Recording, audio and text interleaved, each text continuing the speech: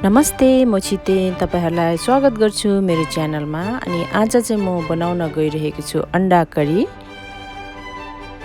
ल है त सुरु गरौँ है यसलाई बनाउने सामग्रीहरुबाट। यहाँ मैले अन्डा उसिनेको 5 वटा लिएको छु अनि यसरी काटेर राखेको छु।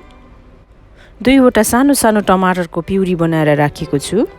2टा सानो सानो प्याजको पेस्ट, अदुवा लसुनको पेस्ट 1.5 टेबलस्पुन, सानो चम्चीको 1 चम्ची जीरा, यहाँनिर चाहिँ ठुलो चम्चीको 1 चम्ची गरेर जीरा पाउडर र धनिया पाउडर राखेको छु। धुलो खोर्सानी 1 चम्ची ठुलो चम्चीको, सानो चम्चीको 1 चम्ची हर्दी, नुन स्वाद अनुसार, 80 ml तेल लिएको छु। सलिड मसलामा चाहिँ 2टा अलैंची, 2टा दालचिनी, 2टा तेजपत्ता र 3टा ल्वाङ लिएको छु। गार्निशको लागि चाहिँ अलिकति धनिया पत्ता मसिनो काटेको, गरम मसला सानो चम्चीको 1 चम्ची, काजु पाउडर चाहिँ अप्सनल मात्र हो।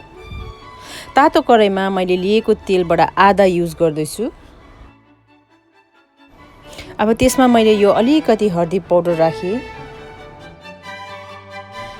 त्यसै गरेर खोर्सानीको धुलोलाई पनि अलिकति।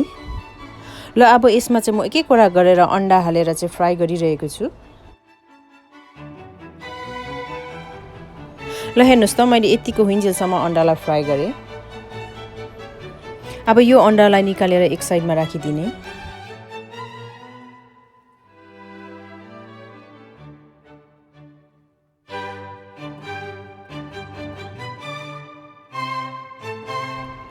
अब म त्यही कराईमा उब्रेको तेललाई राख्दैछु।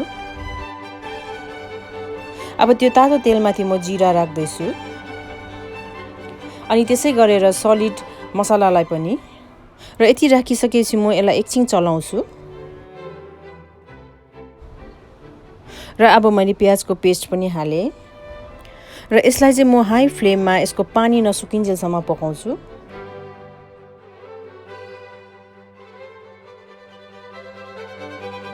जब प्याजको पानी सुक्छ तब चाहिँ म अब यसमा हर्दी पाउडर हाल्दैछु र त्यसै गरेर जीरा र धनियाको पाउडर पनि र धुलो खोर्सानीलाई पनि।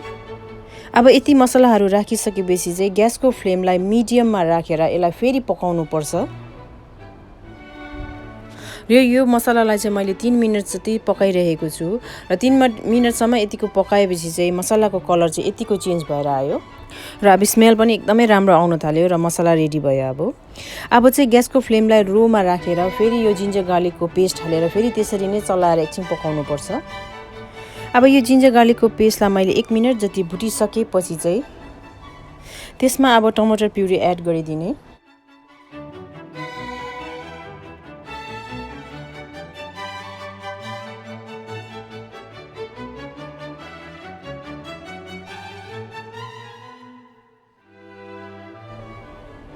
र त्यसमा म सानो बोलको 1 बोल पानी पनि एड गर्दैछु।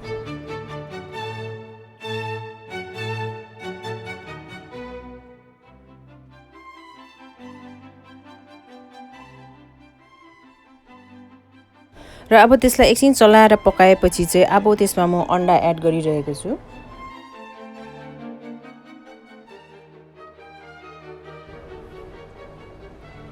अन्डा पछि नुन स्वाद अनुसार,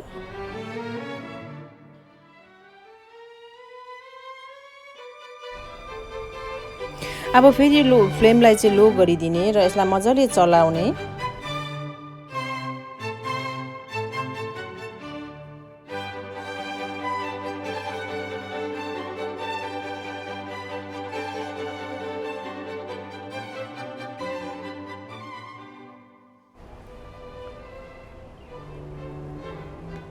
अब त्यही लो फ्लेममा कभर गरेर यसलाई 3 मिनेटसम्म मैले पाक्न छोडिदिए।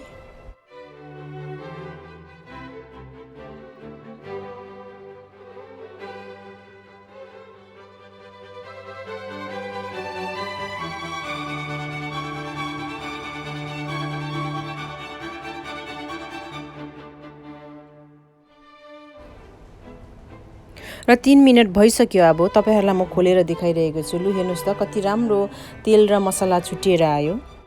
र अब म यो काजुको पाउडरलाई चाहिँ एड गरिरहेको छु र यसले चाहिँ ग्रेभीको कन्सिस्टेन्सी चाहिँ एकदमै राम्रो बनाएर राख्छ।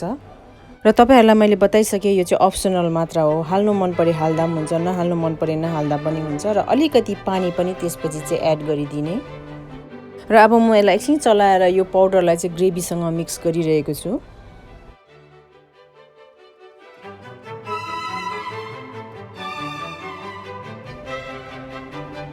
ल हेर्नुस् त अंडा करीको ग्रेभी एकदमै पर्फेक्ट भएर आयो ल अब यसमा चाहिँ मैले गरम मसला एड गरे अनि धनियालाई पनि राखे र अब फेरि एकताल मजाले म यसलाई मिक्स गर्छु